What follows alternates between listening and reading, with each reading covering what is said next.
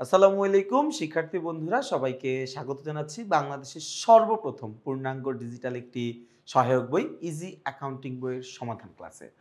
Easy accounting বইয়ের সমাধান class বলছি এই কারণে যে আমরা আমাদের এই ইজি অ্যাকাউন্টিং বইয়ে প্রতিটা প্রশ্নের সমাধান যেমন ডিটেল লিখে দিচ্ছি, ঠিক একইভাবে এরকম একটা কিউআর কোডের মাধ্যমে এই প্রশ্নের সমাধানটাই ভিডিও লেকচার আকারে তোমাদের সামনে উপস্থাপন করছি। তো এই ইজি অ্যাকাউন্টিং বইতে আমরা আমাদের বোর্ড বইয়ের যে অনুশীলনীর প্রশ্নগুলো ছিল সেটাও আমরা অন্তর্ভুক্ত করেছি এবং সেই অন্তর্ভুক্তিকরণ থেকে আমরা আজকে আলোচনা করব আমাদের হিসাব বিজ্ঞান বইয়ের তৃতীয় অধ্যায় দুতরফা দাখিলা পদ্ধতি নামের যেই অধ্যায়টি ছিল সেই অধ্যায়ের ১ নম্বর সৃজনশীল প্রশ্নটি আমরা আজকের এই ক্লাসে আলোচনা করার চেষ্টা করব। ওকে, কি বলেছে আমরা একটু দেখি। আমাদের প্রশ্নে বলেছে কবি অ্যান্ড ছবি ট্রেডার্স দুতরফা দাখিলা পদ্ধতি অনুসারে যথাযথভাবে প্রতিটি হিসাবের বই সংরক্ষণ করেন। ওকে, কি বলেছে? বলেছে ২০১৭ সালের ডিসেম্বর মাসে ব্যবসায়ে সংগঠিত লেনদেনগুলো নিম্নরূপ। ২০১৭ সালের ডিসেম্বর মাসে যেই লেনদেনগুলো সংগঠিত হয়েছে সেই লেনদেনগুলো আমাদের এখানে নিচে বলা আছে, তাই না? কি কি বলা আছে ভাইয়া? বলা আছে ডিসেম্বরের ১ তারিখ নগদে ১৫ লক্ষ টাকা ব্যবসায়ে মূলধন স্বরূপ আনা হলো। এরপরে বলা আছে ১২ তারিখে কি বলেছে ভাই? বলেছে ২,৫০,০০০ টাকার কাপড়, যেহেতু এটা একটা কাপড়ের ব্যবসায় হয়তো বা এজন্য বলেছে যে কাপড় ধারে ক্রয় করা হলো। নগদে ৬,০০০ টাকার আসবাবপত্র ক্রয় করা হলো। এরপরে কি বলেছে ভাই? বলেছে ম্যানেজার শাকিলকে বেতন প্রদান করা হলো ৪৮,০০০ টাকা, নগদে কমিশন প্রাপ্তি ৮,৫০০ টাকা এবং ৩১ তারিখে বলেছে ৫% বার্তায় চেকের দ্বারা পণ্য ক্রয় ১,২০,০০০ টাকা। ওকে, আমরা লেনদেনগুলো বুঝেছি। আমরা রিকোয়ারমেন্টে দেখব। ক নাম্বার প্রশ্নে আমাকে কি বলেছে? ক নাম্বার প্রশ্নে আমাকে বলেছে ডিসেম্বর মাসের মোট কত টাকার পণ্য ক্রয় করা হয়েছে। ভাই কি জানতে চাইছে? আমি কত টাকার পণ্য ক্রয় করছি এটা আমার কাছে জানতে চাইছে, তাই না? তাহলে আমি পণ্য ক্রয় করছি। এখন আমরা অনেকে মনে করি যে পণ্য ক্রয় করছে মানে নগদে যত টাকার পণ্য দ্রব্য ক্রয় করা হয়েছে ওইটা আমাদেরকে লিখতে বলছে।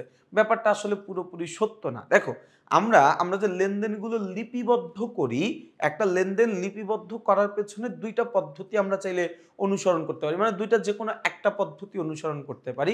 একটা হচ্ছে নগদ ভিত্তি নীতি, আরেকটা হচ্ছে বকেয়া ভিত্তি নীতি। নগদ ভিত্তি নীতি আমাদেরকে বলে যে ভাই আমার যেই লেনদেনের ফলে আমি নগদ টাকা পাইছি অথবা নগদ টাকা দিয়ে দিছি ওই লেনদেনটা আমরা লিপিবদ্ধ করব। এটা হচ্ছে আমাদের নগদ টাকার নীতি, নগদের নীতি। আরেকটা নীতি আমাকে বলে যে ভাই আমার লেনদেন সংগঠিত হইছে, টাকা পাইছি নাকি পাই নাই ডাজেন্ট ম্যাটার, আমার লেনদেন সংগঠিত হইছে মানেই ওই লেনদেনটা আমি লিপিবদ্ধ করব। এটাকে আমরা বলি বকেয়ার নীতি। এবং হিসাব বিজ্ঞান মূলত বকেয়ার নীতিকে বিশ্বাস করে। বকেয়ার নীতির ধারণা অনুযায়ী হিসাব বিজ্ঞানের সকল কার্যক্রম পরিচালিত হয়। এ কারণে আমি যদি এমন হয় কোনো একটা পণ্য বাকিতে কিনেছি সেটাও যেমন আমার জন্য ক্রয়, কোনো একটা পণ্য যদি আমি নগদে বা ব্যাংকে চেকের মাধ্যমে ক্রয় করে থাকি সেটাও কিন্তু আমার জন্য ক্রয়। তাহলে আমি যদি একটু এই প্রশ্নগুলোর দিকে তাকাই, দেখো ১২ তারিখে আমি একটা পণ্য ক্রয় করেছি, বলা আছে ২,৫০,০০০ টাকার কাপড় ধারে ক্রয় করা হলো। তাহলে এইটা এখানে আসবে। নগদে আসবাবপত্র ক্রয় এইটা এখানে আসবে না, তার কারণ আমাকে বলছে পণ্য ক্রয়ের পরিমাণ। পণ্য ক্রয় না বললে আমাকে যদি বলতো ক্রয়ের পরিমাণ, সেই কন্ডিশনও আসবাবপত্র আসতো না। তার কারণ কি ভাইয়া? একটু খেয়াল করে দেখো, আমরা সকল কেনাকে আমরা ক্রয় বলতে পারি না। আমাকে কোনো একটা কিছু কেনার পরে ওই কেনার পারপাসটা কি ছিল, ওই জিনিসটা কেনার উদ্দেশ্য কি ছিল, সেইটার উপর বিবেচনা করে আমি বলতে পারবো ওইটা কি আমার জন্য ক্রয় নাকি ওইটা আমার জন্য ক্রয় না। দেখো, আমি কোনো কিছু কিনতে পারি দুইটা কারণে। এক, কোনো কিছু কেনার উদ্দেশ্য হচ্ছে ব্যবহার করা। কি করা ভাইয়া? ব্যবহার করা, তাই না? আচ্ছা, আমি যদি কোনো কিছু ব্যবহার করার উদ্দেশ্যে ক্রয় করি ওইটা আর যা কিছুই হইতে পারে ওইটা আমার জন্য ক্রয় না। হিসাব বিজ্ঞানের ভাষায়, হিসাব বিজ্ঞানের মতে আমি এই ক্যালকুলেটরটা কিনলাম, আমি এটা ব্যবহার করতে চাই, এই জন্য আমি এই ক্যালকুলেটরটা কিনলাম, আমি কাউকে উপহার দিতে চাই এই জন্য। তার মানে কি এই ক্যালকুলেটরটা কেনার উদ্দেশ্যই ছিল ব্যবহার করা, এই ক্যালকুলেটরটা কেনার উদ্দেশ্য ছিলই ব্যবহার করা, তাহলে এটা ক্রয় হইতে পারে না। এটা হয় সম্পদ, হয় সাপ্লাইজ, হয় আমার জন্য মনিহারি, হোয়াট এভার কিছু একটা হবে, কিন্তু এটা ক্রয় হইতে পারে না। কিন্তু আমি কোনো একটা কিছু কিনলাম, এইটা কেনার আমার উদ্দেশ্য একটাই, সেটা হচ্ছে পুনরায় বিক্রয় করা। আমি কোনো একটা কিছু কিনছি, এটার উদ্দেশ্য কি? এটার উদ্দেশ্য হচ্ছে পুনরায় বিক্রি করা, আবার বিক্রি করতে চাই এইটা আমি। তার মানে এখন মনে করো আমি ক্যালকুলেটর কিনছি 200 টাকা দিয়ে, আমার ইচ্ছা আমি এটা 250 টাকা 240 টাকার মধ্যে বিক্রি করে দিব। এই যে আমি কোনো একটা কিছু বিক্রয়ের উদ্দেশ্য করেই কিনছি। দেখো, একটা হচ্ছে আমি ব্যবহারের উদ্দেশ্যে কিনছি, কিছুদিন ব্যবহার করছি, নষ্ট হয়ে গেছে বা ভালো লাগতেছে না, বিক্রি করে দিছি, ওইটা কিন্তু ক্রয় না। আমি কেনার সময় আমার উদ্দেশ্য ছিল আমি এটা বেচা দিব, আমি কিনছিলামই এই উদ্দেশ্য করে যে বিক্রি করে দিব। এই যে বিক্রয়ের উদ্দেশ্যে কোনো কিছু কেনা, এইটাকে আমরা বলি ক্রয়। বিক্রয়ের উদ্দেশ্যে কোনো কিছু কেনা, এইটাকে আমরা বলি ক্রয়। বোঝা গেছে কথাটা? আচ্ছা, তাহলে এখানে একটু খেয়াল করে দেখো ভাইয়া, আমার তাহলে আসবাবপত্র ক্রয়, এটা আমার ক্রয়ের মধ্যে কোনো কন্ডিশনেই আসে না। তাহলে আসবে কোনটা ভাইয়া? আসবে হচ্ছে এই যে 5% চেকের দ্বারা পণ্য ক্রয় কত টাকা? 1,20,000 টাকা। এখন আবার এখানে কি বলছে? বাট্টা বলে দিছে। মনে রাখা লাগবে, পণ্য ক্রয় বিক্রয়ের সময় যদি কোনো বাট্টা থাকে সেটা বাদ দিয়ে হিসাব করতে হয়। তাহলে 1,20,000 টাকা, 1 2 3 4, 1,20,000 টাকার কারবারি বাট্টা হচ্ছে 6,000 টাকা। 5% না, 5% হচ্ছে 6,000 টাকা। তাহলে এই জায়গা থেকে আমি যদি 6,000 টাকা বাদ দেই, 6,000 টাকা যদি বাদ দেই, তাহলে আমার থাকবে কি? 1,14,000 টাকা। থাকবে কত ভাইয়া? 1,14,000 টাকা। কত টাকা থাকবে? 1,14,000 টাকা থাকবে। তাহলে 1,14,000 আর হচ্ছে ওইখানে 2,50,000, তাই না? তাহলে 1,14,000 যোগ 2,50,000, তাহলে 3,64,000 টাকা হচ্ছে আমার ক নাম্বার প্রশ্নের উত্তর। ওকে, ক নাম্বারটা যেমন তেমন আমরা বুঝবো। আসো খ নাম্বারটাই আমরা একটু মানে আলোচনা করি। আসো খ নাম্বার অঙ্কটা আমরা এমন ভাবে করব, তোমাদেরকে ইনশাআল্লাহ হিসাব বিজ্ঞানের প্রকৃত একটা মজা তোমরা পাবা আজকে। দেখো ভাইয়া, খ নাম্বার প্রশ্নে আমাকে কি বলছে? বলছে কবি অ্যান্ড ছবি ট্রেডার্সের উপযুক্ত লেনদেনের ডেবিট ক্রেডিট নির্ণয় করো।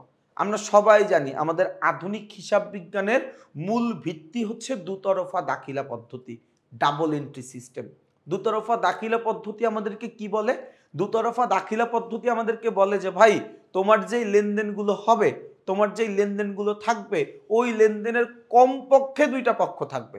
কমপক্ষে দুইটা পক্ষ থাকবে, একটা পক্ষ সুবিধা গ্রহণ করবে, আরেকটা পক্ষ সুবিধা প্রদান করবে। একটা পক্ষ তোমার ডেবিট হবে, আরেকটা পক্ষ তোমার ক্রেডিট হবে। কথা কি বুঝাইতে পারছি? এই যে একটা পক্ষ ডেবিট, একটা পক্ষ ক্রেডিট, এখন কোন পক্ষকে আমি ডেবিট করব, কোন পক্ষকে আমি ক্রেডিট করব, এখানে আমাকে মনে রাখা লাগবে, যদি আমার প্রতিষ্ঠানের সম্পদ, যদি কোনো কারণে আমার প্রতিষ্ঠানের সম্পদ ও ব্যয়ের পরিমাণ বাড়ে, সম্পদ ও ব্যয়ের পরিমাণ যদি বৃদ্ধি পায়, সেটাকে আমরা করে দিব হচ্ছে ডেবিট। ভাইয়া খেয়াল করো, যদি কোনো কারণে আমার প্রতিষ্ঠানের সম্পদ বা ব্যয়ের পরিমাণ বৃদ্ধি পায়, বেড়ে যায়, সেটাকে আমি কি করব? ডেবিট করে দিব। আবার যদি কোনো কারণে আমার ব্যবসায়ের সম্পদ ও ব্যয়ের পরিমাণ হ্রাস পায়, তাহলে সেটাকে আমরা ক্রেডিট করে দিব। কি করে দিব ভাইয়া? ক্রেডিট করে দিব। কথা কি বোঝা গেছে ভাইয়া এই পর্যন্ত? আচ্ছা, আমাদের যদি এইরকম হয়, আয়, দায় এবং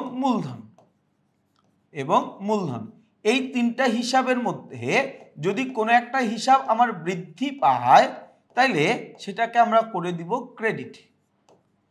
ভাইয়া একটু খেয়াল করো, যদি আমার প্রতিষ্ঠানের আয়, দায়, মূলধন, এই তিনটা হিসাবের মধ্যে কোনো একটা হিসাব বৃদ্ধি পায়, সেটাকে আমি কি করে দিব? ক্রেডিট করে দিব। যদি এই তিনটা হিসাবের মধ্যে কোনো একটা হিসাব আমার হ্রাস পায়, কমে যায়, তাহলে সেটাকে আমি কি করে দিব? সেটাকে আমি ডেবিট করে দিব। আমার কথাটাকে আমি বুঝাইতে পারছি? আয়, দায়, মূলধন বৃদ্ধি পাইলে ক্রেডিট, আয়, দায়, মূলধন হ্রাস পাইলে ডেবিট। বোঝা গেছে আমার কথা? ওকে, এতটুকু বুঝতে পারলে বাকি হিসাবটুকু আমরা আসো অনেক মজা করে শেখার চেষ্টা করব। দেখি কি বলা আছে। লেনদেনগুলোর দুইটা পক্ষ বের করব। আমার পুরো হিসাব বিজ্ঞানের মধ্যে মোস্ট ফেভারিট টপিক হচ্ছে লেনদেন আইডেন্টিফাই করা। তোমরা এই বইয়ে যারা ক্লাস করতেছো, নিয়মিত ক্লাস করতেছো, বা আমার ক্লাস তোমরা এতদিন ধরে যারা করছো, তোমরা এটা খুব ভালো করে জানো যে এটা হচ্ছে উজ্জ্বল ভাইয়ের সবচেয়ে ফেভারিট টপিক, যে লেনদেনটাকে বিশ্লেষণ করা, লেনদেনটার পক্ষগুলো আইডেন্টিফাই করা, তাই না? ওকে, আমাকে প্রথম লেনদেনে বলেছে যে নগদ 15 লক্ষ টাকা মূলধন ব্যবসায়ে আনা হলো। ভাইয়া, ব্যবসায়ে যদি আমি নগদ 15 লক্ষ টাকা আনি, তাহলে আমার ব্যবসায়ে আর কিছু ঘটুক বা না ঘটুক, নগদ 15 লক্ষ টাকা আসছে, এই জিনিসটা তুমিও বুঝো, আমিও বুঝি। আমি 15 লক্ষ টাকা নিয়ে ব্যবসায় শুরু করছি, অথবা আমার ব্যবসায়ে 15 লক্ষ টাকা নগদ আনা হইল, এর ফলে আমার ব্যবসায়ে 15 লক্ষ টাকা নগদ যে বৃদ্ধি পাইছে, এটা বুঝতে তো আমাদের কোনো অসুবিধা নেই, তাই না? তাহলে নগদ টাকা বাড়ছে, ভাইয়া খেয়াল করো, নগদ টাকা বাড়ছে। নগদ টাকা আমার জন্য একটা সম্পত্তি। ভাইয়া, নগদ টাকা আমার জন্য কি? নগদ টাকা আমার জন্য একটা সম্পত্তি। সম্পত্তির পরিমাণ বাড়ছে। আমরা সবাই কি জানি, সম্পদ বা ব্যয় দুইটা যেটাই বাড়ুক না কেন, আমরা সেটাকে কি করে দেই? ডেবিট করে দেই। তাহলে এখানে কি হবে ভাইয়া? এইখানে আমার নগদ যেহেতু বাড়ছে, নগদ একটা সম্পদ, তাহলে নগদান হিসাবকে আমি কি করে দিব ভাইয়া? নগদান হিসাবকে আমি ডেবিট করে দিব। তাহলে নগদান হিসাব ডেবিট। নগদান হিসাব কি হবে ভাইয়া? নগদান হিসাব ডেবিট। ভালো কথা। এরপর আমরা কি করব ভাইয়া? নগদান হিসাব ডেবিট। কেন ডেবিট হইল নগদান হিসাব? তার কারণ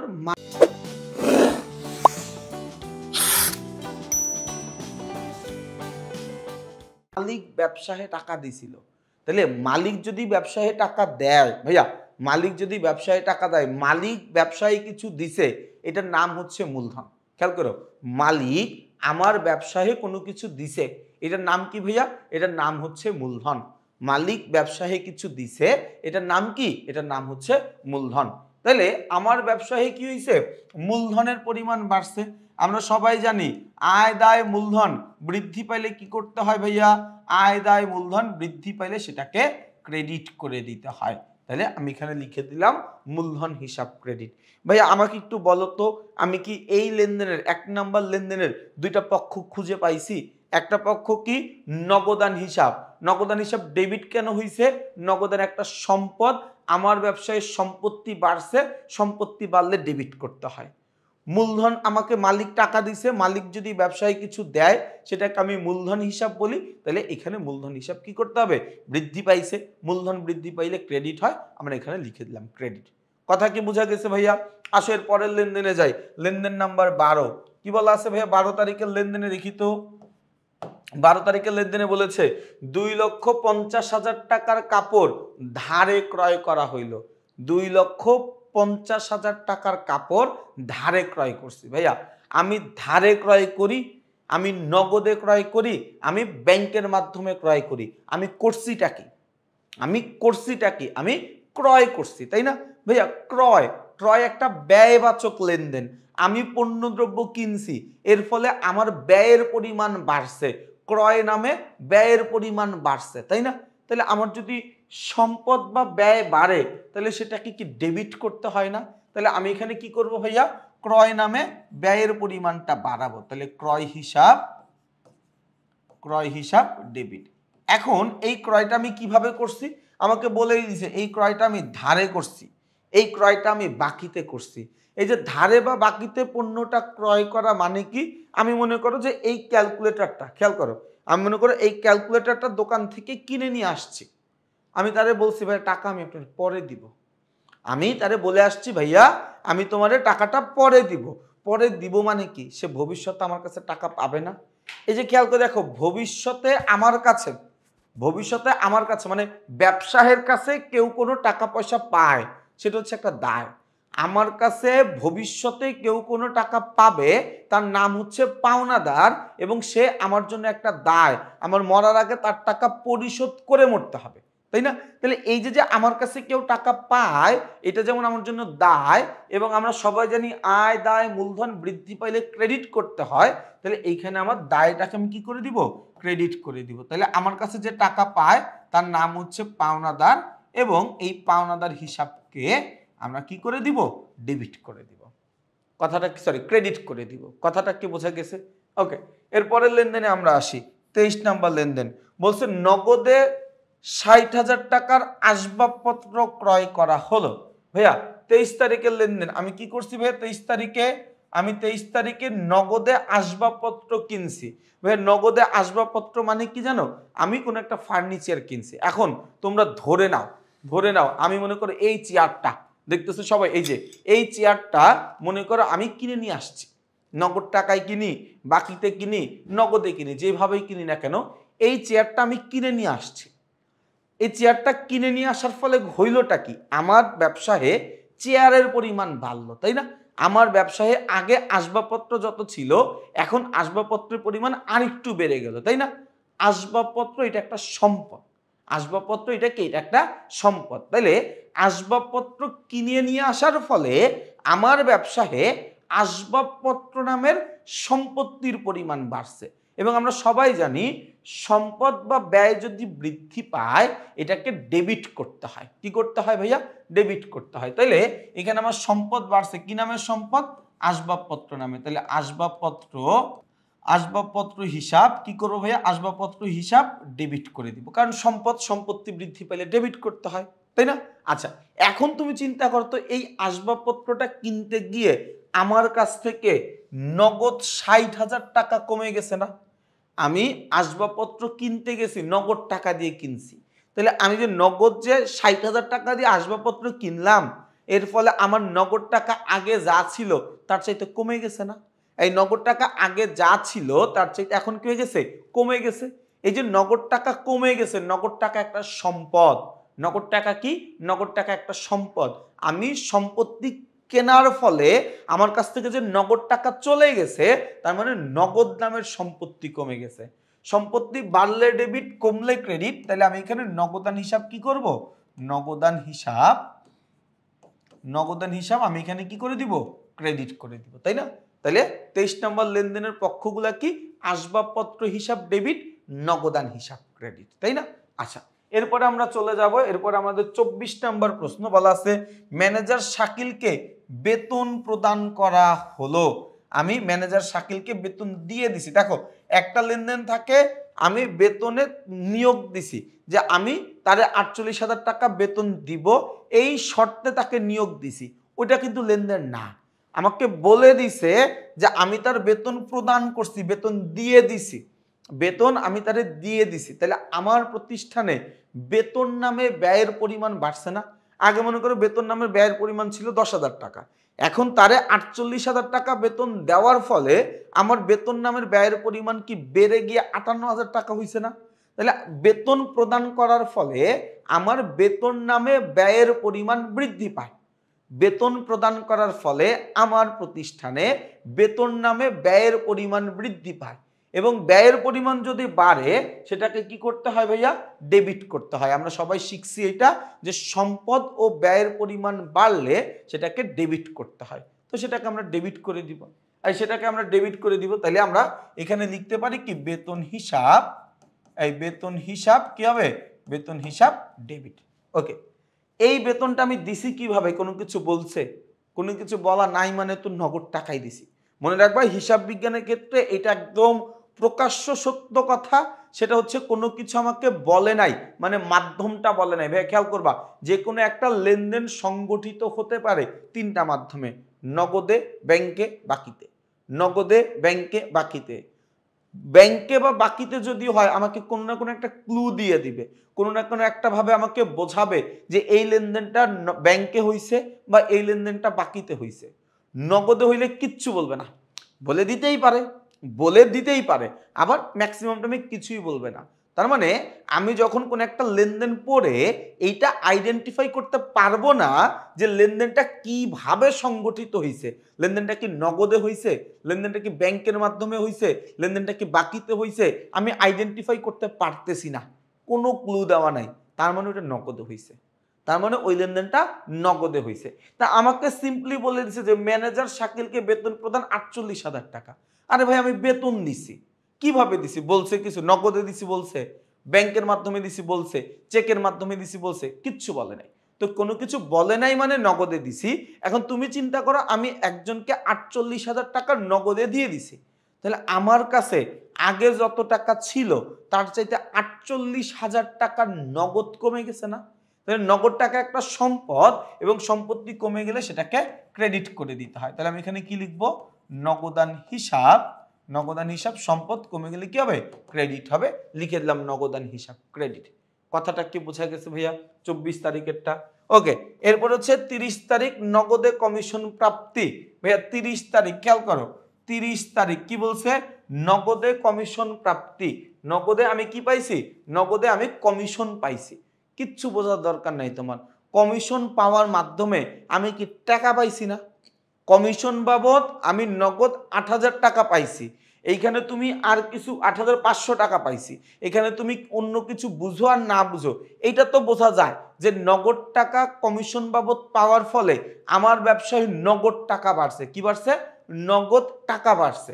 তাহলে আমার এখানে কি হবে? নগদ টাকা একটা সম্পদ। যদি আমার ব্যবসায় সম্পত্তির পরিমাণ বাড়ে তাহলে নগদান হিসাব কি হবে? নগদান হিসাব আমার জন্য ডেবিট হয়ে যাবে। ভাই খেয়াল করো, নগদ টাকা আমার জন্য একটা সম্পত্তি। নগদ টাকা আমার জন্য একটা সম্পত্তি। আমি যদি নগদ টাকা দ্বারা সম্পত্তি ক্রয় করি, নগদ টাকা দ্বারা আমি যদি কারো কাছ থেকে নগদ টাকা পাই তাহলে আমার ব্যবসায়ের নগদ টাকার পরিমাণ বাড়ে। এবং আমরা জানি যে সম্পত্তি বৃদ্ধি পাইলে ডেবিট করতে হয়, এই জন্য আমি এখানে নগদান হিসাব ডেবিট করে দিছি। আচ্ছা, এই যে নগদ টাকা পাইলাম কি জন্য পাইলাম? কমিশনের ফলে পাইলাম, তাই না?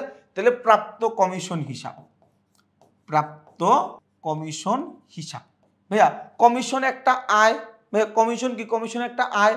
আমি কমিশন পাওয়ার ফলে আমার ব্যবসায় কমিশন নামে আয়ের পরিমাণ বৃদ্ধি পাইছে। আমি কমিশন পাওয়ার ফলে আমার ব্যবসায়ে কমিশন নামে আয়ের পরিমাণ বাড়ছে। তাহলে কমিশন পরিমাণ নামে আয়ের পরিমাণ বাড়লে সেটাকে কি করতে হবে? সেটাকে করতে হবে হচ্ছে ক্রেডিট। সেটাকে কি করতে হবে? সেটাকে করতে হবে হচ্ছে ক্রেডিট। তাহলে প্রাপ্ত কমিশন হিসাব ক্রেডিট, প্রাপ্ত কমিশন হিসাব ক্রেডিট। বোঝা গেছে আমার কথা? ওকে, লাস্ট প্রশ্ন নাম্বার মানে লেনদেন নাম্বার 31 কি বলছে? চেকের দ্বারা পণ্য ক্রয়। ভাই আমি কি বলছিলাম? আমি চেকের মাধ্যমে কিনি, আমি নগদে কিনি, আমি বাকিতে কিনি, যেভাবে আমি কিনি না কেন আমি তো পণ্য কিনছি, আমি তো পণ্য কিনছি, তাই না? তাহলে ক্রয় এটা একটা ব্যয়। পণ্য ক্রয় করার ফলে আমার প্রতিষ্ঠানে ক্রয় নামে ব্যয়ের পরিমাণ বাড়ে। পণ্য ক্রয় করার ফলে আমার প্রতিষ্ঠানে ক্রয় নামে ব্যয়ের পরিমাণ বৃদ্ধি পায়। তাহলে ক্রয় নামে ব্যয়ের পরিমাণ যদি বাড়ে তাহলে ব্যয় বৃদ্ধি পাইলে তো ডেবিট করতে হয়। ব্যয় বৃদ্ধি পেলে কি করতে হয়? ডেবিট করতে হয়। তাহলে আমি ক্রয় হিসাবকে কি করে দিব? ডেবিট করে দিব। তাহলে এখানে আমি লিখি ক্রয় হিসাব। ক্রয় হিসাব কি হবে ভাইয়া? ক্রয় হিসাব ডেবিট। এখন এই যে আমি পণ্যটা কিনলাম এটা কিভাবে কিনছি ভাই? এই যে আমি পণ্যটা কিনলাম এই পণ্যটা আমি কিভাবে কিনছি? পণ্যটা আমি কিনছি ব্যাংকের মাধ্যমে। কিভাবে কিনছি ভাইয়া? চেকের মাধ্যমে। তাহলে আমি যদি ব্যাংকের মাধ্যমে বা চেকের মাধ্যমে পণ্য কিনি তাহলে আমার ব্যাংকে যত টাকা আছে টাকা কমে যাবে না? আমার ব্যাংকে যত টাকা আছে এখন কি এর চাইতে টাকার পরিমাণ বাড়বে না টাকার পরিমাণ কমবে? নিঃসন্দেহে টাকার পরিমাণ কমে যাবে। নিঃসন্দেহে টাকার পরিমাণ কি হবে? কমে যাবে, তাই না? তাহলে এখানে আমি কি লিখবো ভাইয়া? এখানে আমি লিখবো ব্যাংক হিসাব, ব্যাংক হিসাব ক্রেডিট, ব্যাংক হিসাব ক্রেডিট। কথাকে আমি বুঝাইতে পারছি ভাইয়া? কারো কোনো অসুবিধা আছে? আমি আশা করছি এই যে লেনদেনের দুইটা পক্ষ আইডেন্টিফাই করা, ডেবিট এবং ক্রেডিট নির্ণয় করা, এটা তোমার বুঝতে খুব একটা অসুবিধা হবে না। এরপরেও আমাদের এই তৃতীয় অধ্যায়ের বেসিকে আমি অনেকগুলো লেনদেন প্রায় 38টা বা 42টা যেই লেনদেনগুলো বারে বারে আসে ওই লেনদেনগুলো ডেবিট ক্রেডিট নির্ণয় করা আমি দেখিয়েছি, আমি শিখিয়েছি। অনেক লম্বা একটা ক্লাস ছিল, ওই বেসিকের ক্লাসটুকু তোমরা চাইলে করতে পারো। দেখবা যে এই ডেবিট ক্রেডিট নির্ণয় করাতে কোনো অসুবিধা হবে না। এবং আমার কথা বিশ্বাস করো, তুমি যদি হিসাব বিজ্ঞানের ডেবিট ক্রেডিট নির্ণয় করা শিখে যাও, লেনদেনটা বিশ্লেষণ করা তুমি শিখে যাও, হিসাব বিজ্ঞান তোমার কাছে একদম দুধভাত হয়ে যাবে, একদম সহজ হয়ে যাবে যদি তুমি লেনদেনটা বিশ্লেষণ করতে পারো, দুইটা পক্ষ তুমি আইডেন্টিফাই করতে পারো। ওকে, তাহলে আমি আশা করছি খ নাম্বারটা আমরা পারবো। গ নাম্বারে কি বলা আছে? কবি অ্যান্ড ট্রেডার্সের 24 ডিসেম্বর তারিখের অবলম্বনে একটি ভাউচার প্রস্তুত করো। 24 তারিখে কি বলছে ভাইয়া? এই 24 তারিখে বলা আছে ম্যানেজার শাকিলকে বেতন প্রদান করা হলো। এই বেতন প্রদান এটা হচ্ছে একটা ব্যয়, তাই না? এই ব্যয়ের সাপেক্ষে আমরা যে ভাউচার প্রস্তুত করি সেটার নাম হচ্ছে ডেবিট ভাউচার। এই সেটার নাম কি? ডেবিট ভাউচার, তাই না? ডেবিট ভাউচার একটা ছক মুখস্থ। দেখো, চালান, cash memo, debit voucher, credit voucher, debit note, credit note, এই যে লেনদেনের যে 6টা প্রামাণ্য দলিল আছে, এই 6টা প্রামাণ্য দলিল থেকে তুমি তোমার এসএসসি পরীক্ষায় 10 নাম্বারের প্রশ্ন পাবা। এমসিকিউ এবং সিকিউ, এমসিকিউ এবং সৃজনশীল, এই দুইটা পার্ট মিলে এই চালান, cash memo, debit note, credit note, debit voucher, credit voucher, এই 6টা প্রামাণ্য দলিল থেকে অ্যাট লিস্ট 10 নাম্বারের প্রশ্ন কমন পাবা। এজন্য এইগুলো ভালো করে শেখা থাকা লাগবে। এগুলো তো এগুলো আছে কি ভাই, ছক মুখস্থ করবা, তাই না? দেখো আমি একটু তোমাদের প্রশ্নটা দেখাই দেই, উত্তরটা দেখাই দেই। আমরা যা যা আলোচনা করেছিলাম, এই যে দেখো আমাদের পণ্য ক্রয়ের পরিমাণ বলছিলাম আমরা, পণ্য ক্রয় থেকে কারবারি বার্তাটা বাদ দিয়ে এরপরে আমরা হিসাব করছি, তাই না? আচ্ছা, এই যে দেখো ডেবিট ক্রেডিট হিসাব তুমি যা দেখছো, যা আমি তখন বোর্ডে লিখে দিছিলাম তাই তাই লেখা আছে, তুমি এটা মিলায় দেখতে পারো, না বুঝলে আমাকে বলিও। দেখো আমি অঙ্ক ইচ্ছা করে বোর্ডে করতেছি না, আমি একমাত্র আর্থিক বিবরণীর অঙ্ক বোর্ডে করে দিছি, তার কারণ আর্থিক বিবরণীর অঙ্ক এভাবে বোর্ডে এভাবে বোঝানো যায় না, বুঝতেও পারবা না, যেহেতু অনেক কঠিন একটা অধ্যায়। বাট অন্য যে অন্য বেশিরভাগ অঙ্কই আসলে আমি তোমাকে শেখানোর চেষ্টা করছি। ভাইয়া উত্তর তো বইতে দেওয়াই আছে, আমি যদি নতুন করে আবার উত্তর বোর্ডে লিখি এতে করে কি লাভ? কোনো লাভ নেই। আমাদের দরকার প্রশ্নটা বোঝা। তার মানে তোমরা মনে রাখবা যে আমি তোমাকে প্রশ্নটা বোঝাচ্ছি, আমি অঙ্কটা তোমাকে বোঝাচ্ছি, আমি অঙ্কটা তোমাকে করে দিচ্ছি না। অঙ্ক করাটা তোমার দায়িত্ব, অঙ্কটা তোমাকে করতে হবে। আমি তোমাকে অঙ্কটা শেখাচ্ছি, অঙ্কটা উত্তর কিভাবে করতে হয়, উত্তর করার পেছনে কি কি চিন্তাগুলো করতে হয়, ওই চিন্তাগুলো আমি তোমাকে দিয়ে করাচ্ছি, ওই আইডিয়াগুলো আমি তোমাকে দিয়ে জেনারেট করাচ্ছি। বাট অ্যাটলিস্ট তোমাকে এইটুকু পারতে হবে, ছকটুকু আঁকতে হবে, ছক এঁকে অঙ্কগুলো তোমাকে করতে হবে। ওকে, আমরা একটা ডেবিট ভাউচার দেখবো। ভাউচার তো আমি করাবোই না, জাস্ট ভাউচারে কি মুখস্থ তুমি খালি লিখে দিবা।